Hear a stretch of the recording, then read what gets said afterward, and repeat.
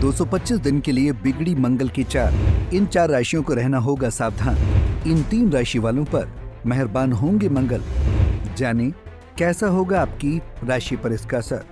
मेरे YouTube पे astro Naresh पर आपका स्वागत है। नमस्कार, मैं हूं नरेश कुमार। सबसे पहले उन दर्शकों का धन्यवाद जिन्होंने पेज को सब्सक्राइब किया है, पेज के वीडियोस को शेयर कर रहे हैं, लाइक कर रहे हैं और कमेंट बॉक्स में हमें अपनी राय भी लगातार भेज रहे हैं। दोस्तों, आज के वीडियो में बात करेंगे मंगल की। मंगल जो है वो कुंडली में देखते हैं आपकी, यदि उसको हेल्थ के व्यू पॉइंट से देखें तो ब्लड सेल्स मंगल से देखे जाते हैं। रिलेशनशिप के लिहाज से देखें तो ब्रदर का कारक जो है वो मंगल होता है। आपके हौसले का कारक मंगल होता है। मंगल कार पुरुष की कुंडली में लगन का भी स्वामी हो जाता है, यानी कि राशि का भी स्वामी हो जाता है। तो मंगल एक बहुत इंपॉर्टेंट रोल प्ले करते हैं आपकी कुंडली में, एस्ट्रोलॉजिकली यदि हम इसको देखते हैं। लेकिन मंगल की चाल इन दिनों बिगड़ी हुई है। मंगल 20 अक्टूबर के बाद से 2 राशियों के बीच में ही घूम रहे हैं। नॉर्मली ऐसा नहीं होता। नॉर्मली ऐसा होता है कि मंगल की चाल 45 दिन के लिए होती है एक राशि में, लेकिन मंगल 20 अक्टूबर के बाद ऐसे बिगड़े हैं कि अब आगे जाकर 2 जून को ही ठीक होंगे। ये लगभग 225 दिन का समय है कि मंगल कर्क और मिथुन में ही घूम रहे हैं। अब कर्क में आए मंगल 20 अक्टूबर को, तो उसके बाद जैसे ही वो कर्क में आए वो शनि के साथ 6-8 एक्सिस में आ गए, क्योंकि शनि 11 राशि में गोचर कर रहे हैं। मंगल 4 में आए तो दोनों प्लैनेट्स में 6-8 का एक्सिस बन गया। ये एक्सिस अच्छा नहीं होता, ये षटाष्टक ही अच्छा नहीं होता। 20 अक्टूबर को आए और इसके बाद 6 दिसंबर को वक्री हो गए, कर्क में ही वक्री हो गए, कर्क राशि में ही मंगल वक्री हुए। इसके बाद 21 जनवरी को मार्गी हुए और 21 जनवरी को वक्री अवस्था में चलते हुए मिथुन राशि में आ गए और 24 फरवरी को दोबारा मार्गी हो गए। 24 फरवरी को मार्गी होने के बाद अभी मिथुन राशि में ही गोचर चल रहा है। अब 2 अप्रैल को फिर से कर्क राशि में आ जाएंगे। तो सवाल है कि क्या फिर से षटाष्टक बनेगा? षटाष्टक नहीं बनेगा, क्योंकि जिस दिन मंगल कर्क राशि में आएंगे उससे 3 दिन पहले शनि कुंभ राशि छोड़ देंगे, यानी कि जो पहले षटाष्टक बना था वो षटाष्टक नहीं बनेगा। ये राहत वाली बात है। लेकिन मंगल का कर्क राशि में आना अच्छा नहीं है। अब यहां कितने दिन रहेंगे? 58 डेज के लिए यहां पर रहेंगे। 2 जून को मंगल आगे निकलेंगे, सिंह राशि में गोचर करेंगे। सिंह राशि मंगल के अपने मित्र सूर्य की राशि है। हालांकि कर्क राशि भी मंगल के मित्र चंद्रमा की राशि है, लेकिन कर्क राशि में मंगल का गोचर अच्छा नहीं समझा जाता। मंगल चूंकि पाप ग्रह हैं तो सिर्फ तीसरे, छठे और 11वें भाव में ही अच्छे गोचर में होते हैं। तो उन राशियों के लिए तो मंगल का ये गोचर 58 डेज का भी अच्छा हो जाएगा, जिनके लिए ये तीसरे भाव में, छठे भाव में या 11वें भाव में होंगे। लेकिन बाकी जो 9 राशियां हैं उनके लिए मंगल थोड़ा सा प्रॉब्लमेटिक हो सकते हैं। तो यहां पर इस वीडियो में इस बात की चर्चा करते हैं कि कहां पर कौन सी राशि के लिए ज्यादा ध्यान रखने की जरूरत पड़ेगी। तो उसमें सबसे पहले जो राशि आएगी वो तो सिंह राशि ही आएगी। उसका कारण यह है कि सिंह राशि के बहुत सारे ऐसे जातक हैं, खासतौर पर जिनकी उम्र 30 से 40 साल के बीच में है। सिंह राशि के वो जातक जिनका जो जन्म है वो मघा नक्षत्र में हुआ है, ये केतु का नक्षत्र होता है, और केतु के नक्षत्र में जिनका जन्म हुआ है उनके ऊपर इस समय मंगल की ही महादशा चल रही है। तो महादशा नाथ का, यानी कि आपके रूलिंग प्लैनेट का नीच हो जाना, 12वें में चले जाना, ये अच्छा नहीं है। तो सिंह राशि के जातकों को थोड़ा सा खास ध्यान रखना पड़ेगा इस अवधि के दौरान। कहाँ ध्यान रखना है? मंगल यहाँ पर बैठेंगे तो चौथी दृष्टि के साथ आपके तीसरे भाव को एक्टिव करेंगे। थोड़ा सा हौसले में कमी आपके आ सकती है, थोड़ा सा डिटर्मिनेशन वीक हो सकता है, सेल्फ कॉन्फिडेंस थोड़ा सा आपका वीक हो सकता है, डिसीजन मेकिंग थोड़ी सी डिस्टर्ब करने वाली हो सकती है। ये आपको जरूर ध्यान रखना पड़ेगा, क्योंकि आपका रूलिंग प्लैनेट 12वें भाव को एक्टिव कर रहा है। 12वां खर्चे का भाव होता है। खर्चे थोड़े से बढ़ते हुए नजर आ सकते हैं। नींद से संबंधित समस्या हो सकती है। यहां पर जो 12वां भाव होता है वो हॉस्पिटलाइजेशन का भाव होता है।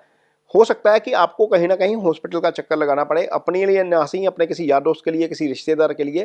तो ऐसा संभव है कि 12वां भाव जब एक्टिव होता है तो नॉर्मली हॉस्पिटल का चक्कर लग जाता है एक आध बार। तो ध्यान रखिए, अगले 2 महीने के लिए अपनी सेहत का तो ध्यान जरूरी रखिए, क्योंकि मंगल जब 12वें बैठ रहे हैं तो आपके 6 को भी एक्टिव कर रहे हैं। सीधी दृष्टि आपके 6th हाउस के ऊपर जा रही है, तो आपका 6 एक्टिव है। अब 6 एक्टिव है तो क्या है? 6 है रोग, ऋण, शत्रु का भाव।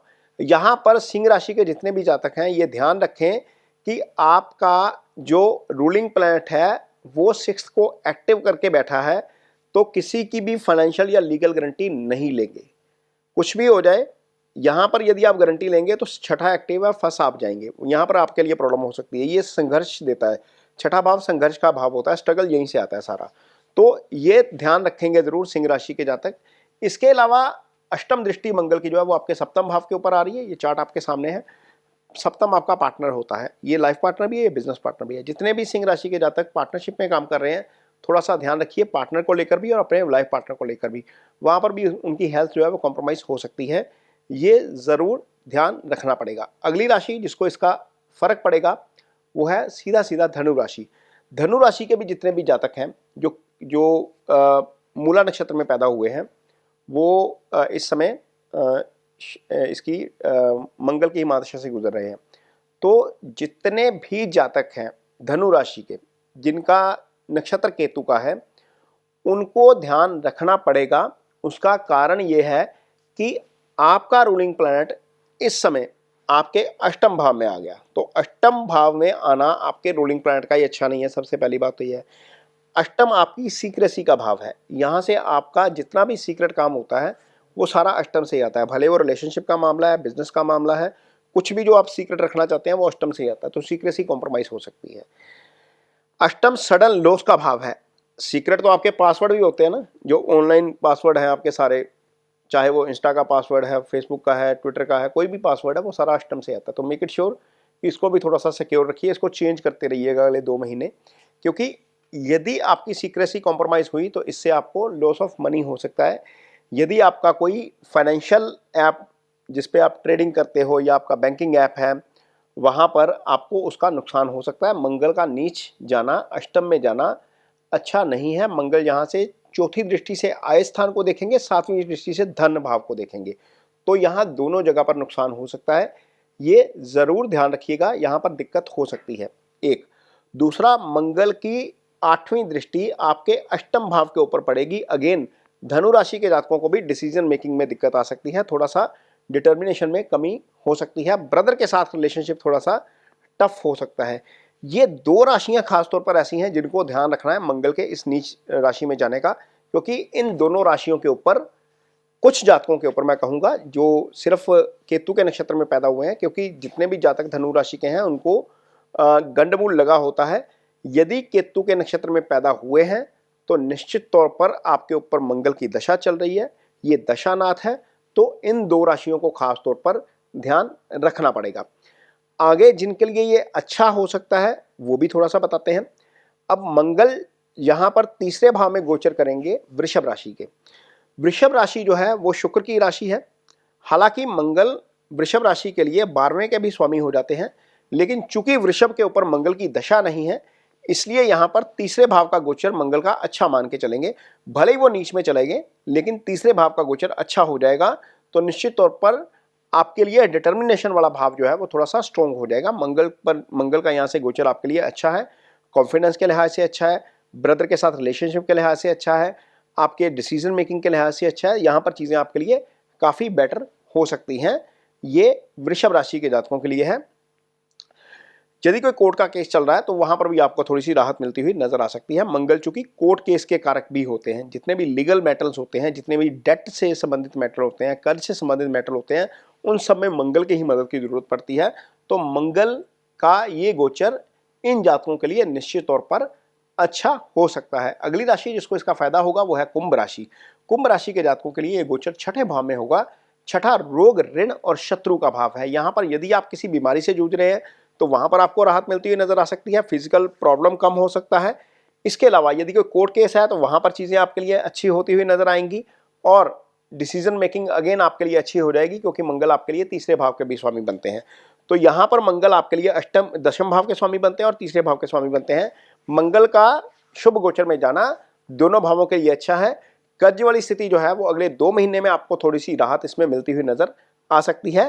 ये फायदा होगा कुंभ राशि के जातकों को मंगल के छठे भाव से गोचर का। अगली राशि जिसको इसका फायदा होगा वो है कन्या राशि। कन्या राशि बुध की राशि है। यहाँ पर मंगल 11वें भाव से गोचर करेंगे। 11वां भाव आपकी आय का भाव है, आपकी डिजायर्स का भाव है, आपकी जो एलिवेशन होती है, लाइफ में तरक्की होती है, जो सामाजिक प्रतिष्ठा आपको मिलती है, वो 11वें भाव से मिलती है जाकर। 10वां भाव आपके कर्म का फल भाव होता है और 11वां भाव जो होता है उसके फल का भाव होता है। तो निश्चित तौर पर यदि आपने पीछे कोई एफर्ट्स किए हैं, किसी चीज़ को लेकर कुछ चीज़ें आपने प्लान की हैं, तो वहाँ पर आपको रिजल्ट इसके मिलते हुए नजर आएंगे। अगले 60 दिन में मंगल यहाँ पर 11वें भाव में रहकर निश्चित तौर पर आय में भी वृद्धि करने का काम करेंगे, आपकी पोजीशन में भी वृद्धि करने का काम करेंगे। आपको मंगल के इस गोचर का निश्चित तौर पर बहुत फायदा होने वाला है। तो ये मोटे तौर पर ये 5 राशियां हैं जहां पर मंगल को मेनली देखा जाना चाहिए। हालांकि बाकी राशियां जिनके लिए केंद्र में गोचर करेंगे मंगल, जैसे 1, 4, 7, 10 राशियां हैं, इनके लिए तो केंद्र में ही गोचर करेंगे। मेष राशि है, इसके लिए लग्नेश है, लग्नेश का नीच में जाना अच्छा नहीं है, तो मेष राशि के जातकों को खास तौर पर ध्यान रखना पड़ेगा अपनी हेल्थ को लेकर और अपने ड्राइविंग को लेकर खास तौर पर, क्योंकि मंगल मेष राशि के लिए अष्टम के भी स्वामी हो जाते हैं, तो वहां पर ध्यान रखना पड़ेगा। कर्क राशि के लिए तो वैसे ही ध्यान रखना पड़ेगा, क्योंकि कर्क राशि में ही मंगल आपके लिए चंद्रमा के साथ आएंगे। तो चंद्रमा के साथ जब मंगल नीच हो जाते हैं तो निश्चित तौर पर आपकी एग्रेशन बढ़ सकती है, आपको ब्लड से संबंधित समस्या हो सकती है, या फिर आपका गुस्सा जो है वो थोड़ा सा ज़्यादा बढ़ सकता है। आपको पब्लिक डीलिंग में खास तौर पर जरूर ध्यान रखना पड़ेगा कर्क राशि के जातकों को, और अपने पार्टनर के साथ डीलिंग में, यदि आप मैरिड हैं, चूंकि सप्तम को देखेंगे यहाँ पर सीधी दृष्टि से, तो ये थोड़ा सा जरूर ध्यान रखना पड़ेगा। ये उन्हीं राशियों की बात कर रहे हैं जहां पर मंगल केंद्र में आ जाएंगे। 7 राशि तुला राशि है। तुला राशि के लिए यदि हम देखते हैं तो मंगल दशम भाव से गोचर करेंगे। दशम भाव से जब गोचर करते हैं तो ये आपके कर्म का भाव होता है। हालांकि मंगल दशम में जो है वो दिग्बली हो जाते हैं, बहुत पावरफुल हो जाते हैं, लेकिन इसके बावजूद आपको थोड़ा सा यहाँ पर ध्यान रखना पड़ेगा। आपके कार्यस्थल पर थोड़ी सी साजिश हो सकती है आपके खिलाफ, या चीजें आपके अनुकूल नहीं चलेंगी। हो सकता है काम आप कर रहे हो, क्रेडिट किसी और को मिल रहा हो, या ऐसा हो सकता है कि आपकी सुनवाई ही ना हो सीनियर्स के द्वारा इस स्थिति में। तो ये थोड़ा सा ध्यान रखना पड़ेगा तुला राशि के जातकों को, क्योंकि कर्म स्थान से ऐसे प्लैनेट का गोचर हो रहा है जो फेवरेबल नहीं है दशम भाव में, और केंद्र में जिनके गोचर हो रहा है वो अगली राशि है मकर राशि। मकर राशि के लिए मंगल वैसे ही अच्छे नहीं है, क्योंकि ये शनि की राशि है। यहाँ पर मंगल जो है वो अच्छा फल नहीं करते, और मंगल शनि की राशियों में मंगल के लग्नों में शनि अच्छा फल नहीं करते। यहाँ पर जो है मकर राशि के जातकों के लिए सप्तम भाव में गोचर करना आपके कार्यस्थल को डिस्टर्ब कर सकता है, क्योंकि चौथी दृष्टि दशम भाव के ऊपर जाएगी, आपकी राशि के ऊपर दृष्टि होगी, आपके पार्टनर के साथ आपका थोड़ा सा कंफ्लिक्ट हो सकता है, क्योंकि सप्तम में ही बैठ जाएंगे यहाँ पर आकर मंगल। तो पार्टनर के साथ कंफ्लिक्ट की बात मैं इसलिए बोल रहा हूँ क्योंकि यहाँ पर सीधी दृष्टि आपकी राशि के ऊपर है, आपका एग्रेशन थोड़ा सा बढ़ सकता है, आपकी वाणी थोड़ी सी डिस्टर्ब हो सकती है। हो सकता है कि आप पब्लिक डीलिंग में थोड़ा सा ज्यादा एग्रेशन से पेश आए, क्योंकि अष्टम दृष्टि आपके वाणी वाले भाव के ऊपर रहेगी। तो ये 4 राशियां हैं जिनके केंद्र में मंगल गोचर करेंगे, इनको खास ध्यान रखना पड़ेगा। 2 राशियां ऐसी जिनके 12वें और अष्टम में गोचर करेंगे, उनको भी ध्यान रखना पड़ेगा। 3 राशियां ऐसी जिनके लिए मंगल अच्छे गोचर में है, वो भी हमने डिटेल में बता दिया कि कहाँ कहाँ जो है वो अच्छे गोचर में है। यदि आपकी कुंडली में मंगल की स्थिति कमजोर है, यदि आपको लगता है कि मंगल आपकी कुंडली में राहु के साथ है, मंगल अष्टम में पड़े हुए हैं, मंगल सूर्य के साथ आकर अस्त हुए हैं, मंगल शनि के साथ हैं, तो मंगल की रेमेडीज जरूर करिए, खासतौर पर तब यदि आपके ऊपर मंगल की दशा चल रही है। तो मंगल की रेमेडीज क्या है? लाल चीजों का दान किया जा सकता है, लाल कपड़ा भी हो सकता है, लाल जो मूंग की दाल होती है, मसूर की जिसको बोलते हैं, वो दान की जा सकती है, लाल रंग का कोई भी आर्टिकल दान किया जा सकता है, फ्लावर लाल रंग के दान किए जा सकते हैं, ओम अंग अंगारकाय नमः का जप किया जा सकता है। 1 माला डेली करेंगे तो इससे भी आपको डेफिनेटली उसका फर्क पड़ेगा। तो ये मंगल की कुछ रेमेडीज हैं जो आसानी से की जा सकती हैं, जहाँ पर जिसके लिए किसी को बहुत ज़्यादा दूर जाने की ज़रूरत नहीं होती। दान आपके इर्द गिर्द कहीं पर भी कर सकते हैं, गुरुद्वारा साहब में कर सकते हैं, मंदिर में कर सकते हैं, किसी आश्रम में कर सकते हैं, मंत्रास तो आप घर पे रहकर ही सुबह मॉर्निंग में कर सकते हैं। तो ये इजी रेमेडीज हैं जो आप निश्चित तौर पर मंगल के लिए कर सकते हैं। उम्मीद करते हैं कि वीडियो आपको पसंद आएगा। यदि ये वीडियो पसंद आए तो इसे शेयर जरूर करिए, पेज को सब्सक्राइब जरूर करिए। इसके साथ ही मुझे दीजिए इजाजत। नमस्कार।